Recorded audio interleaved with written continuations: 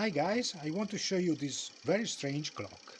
It's basically made with an old hard disk where I removed everything but not the head, the part moving the head. I installed a small spring here to recall it in the center. So basically driving it you move on the left or on the right, and driving the LED you produce the numbers. So I can turn it on again.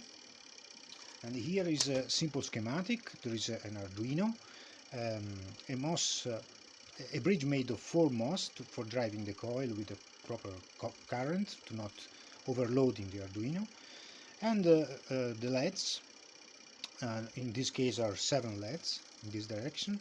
With a single pin you can drive them. Our WS2812B is a standard product. So this is the idea.